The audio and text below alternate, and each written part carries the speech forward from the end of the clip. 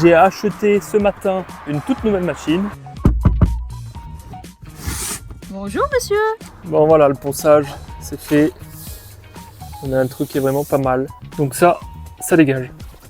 Bon, il m'a fallu la matinée, mais maintenant on a le premier placard. Et on a aussi les deux toutous avec nous. Et maintenant, si je fais ça avec l'interrupteur, est-ce que ça fonctionne? Absolument pas.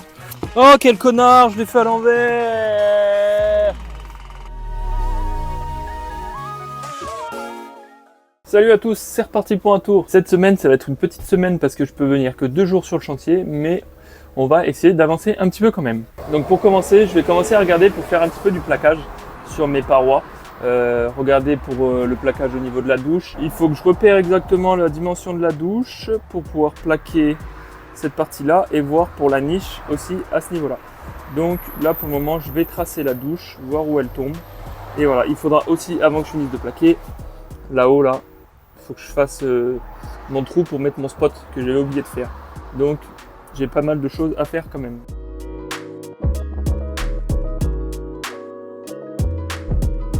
Bon, du coup là, au sol, j'ai tracé l'emplacement de la douche. Je vais essayer de faire sans bac à douche, mais j'ai pris des dimensions d'un bac à douche au cas où, qui fait 83 par 67.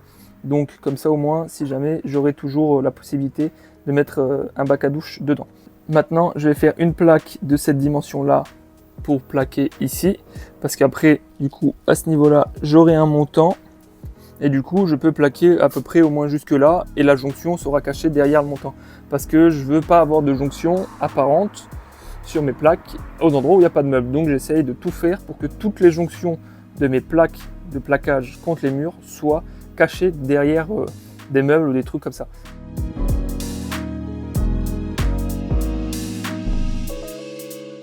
Voilà, je sais pas si on voit grand chose, mais j'ai tracé des repères sur ma plaque pour pouvoir faire l'ouverture de la niche. Donc là, maintenant je vais retirer, je vais ouvrir la niche et je vais faire un plaquage à l'intérieur, visser directement dedans.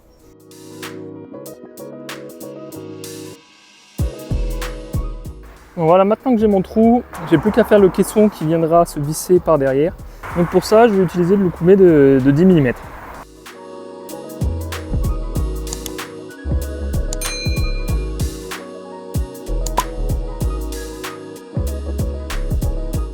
Bon voilà, la paroi avec la petite niche c'est posé. Alors je ne sais pas trop encore ce qu'on va mettre ici pour faire tenir tout ce qu'on mettra à l'intérieur. Mais on verra par la suite. Donc ça sera pratique pour mettre tous les gels douche et tout le bazar. Bon, maintenant que cette paroi est mise en place, je vais commencer à regarder pour faire la structure de la douche. Donc il va falloir que je commence par débiter du bois. J'ai déjà regardé à peu près comment faire. Mais comme d'hab, je vais faire mes découpes et au fur et à mesure j'installe et je vois ce que ça dit.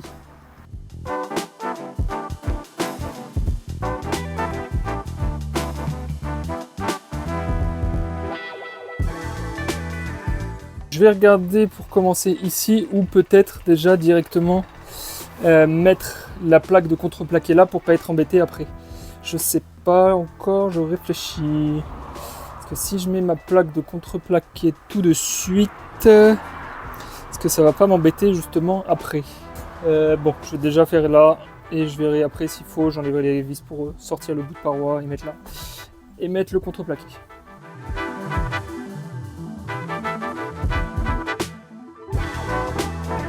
J'ai tous mes câbles électriques qui doivent être à l'intérieur de cette paroi qui sont passés.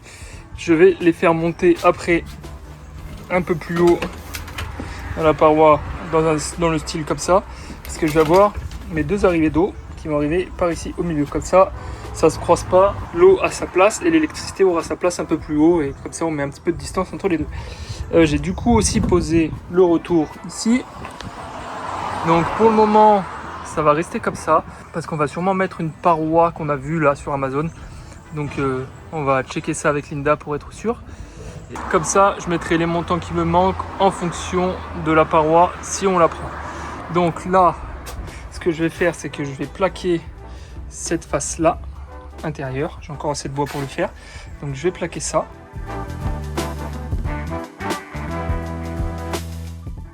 Bon bah voilà, on n'est pas trop mal avec le joint et l'imperméabilisant après par-dessus, ça sera nickel. Ça commence à ressembler à quelque chose.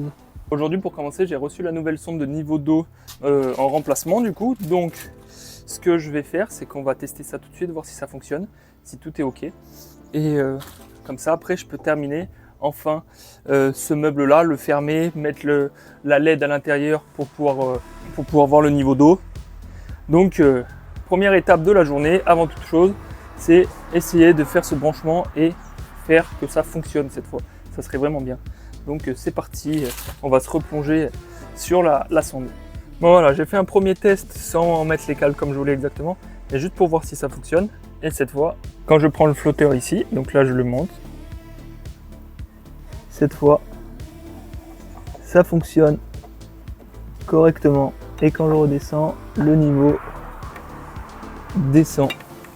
Donc c'était bien un souci qui venait de la sonde et pas de ce que j'avais fait moi. Donc déjà, c'est rassurant. Déjà merci à H2R parce qu'ils ont été super réactifs. Comme d'habitude, ils nous ont renvoyé une sonde assez rapidement. Ils nous ont demandé le problème de base et après ils ont fait le nécessaire comme d'habitude. Donc il y a vraiment jamais de soucis avec eux. C'est vraiment top d'avoir un service client comme ça quand on a des soucis et d'avoir un retour positif à chaque fois. Donc merci à vous et merci au service après-vente de H2R. Donc là c'était la partie facile. Maintenant que je sais que ça fonctionne, il faut que j'arrive à faire un branchement pour avoir un interrupteur et une LED qui seront raccordés à la même arrivée d'électricité. Bon voilà, mon test est concluant. Ça s'allume, ça s'éteint. La sonde fonctionne toujours correctement avec ce système-là. C'est pas compliqué, hein. C'est juste un interrupteur qui est raccordé sur la même arrivée ici. Donc maintenant, il faut que je fasse tout ça au propre. Il faut que je mette une petite boîte ici pour que ça soit nickel, que j'envoie des câbles par là-bas et que j'en envoie d'autres par là. Donc je vais tout gainer et je vais tout accrocher pour pas que ça bouge parce que là c'est au niveau de l'eau et j'ai pas envie que ça bouge. Donc maintenant on va faire ça propre, nickel, et puis après ce meuble on pourra le fermer et terminer.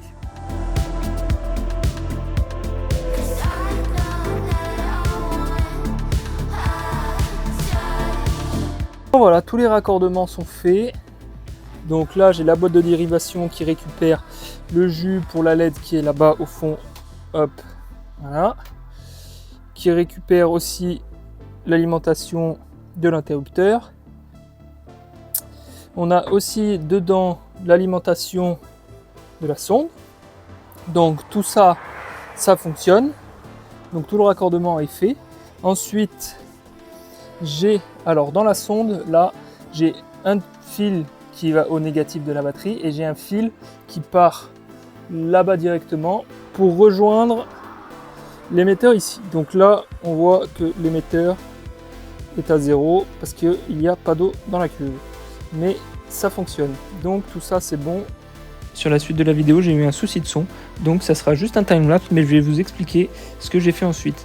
Donc après m'être occupé de la sonde, j'ai commencé à regarder pour faire les assises avec le faux plancher. Et tout ça, ça m'a pris tout le reste de l'après-midi. Mais je vous expliquerai la semaine prochaine comment j'ai procédé. Bon voilà, c'était le dernier jour où j'étais dispo pour faire les travaux. Donc ça va pas avancer plus que ça cette semaine. La semaine prochaine, j'aurai beaucoup plus de temps pour pouvoir continuer les travaux. Donc on te dit à la semaine prochaine pour la suite de l'aménagement de Molly. N'hésite pas à aller faire un tour sur notre compte Instagram Molly & Pet et nous laisser un petit commentaire et à t'abonner si cette vidéo t'a plu. Allez, à la semaine prochaine.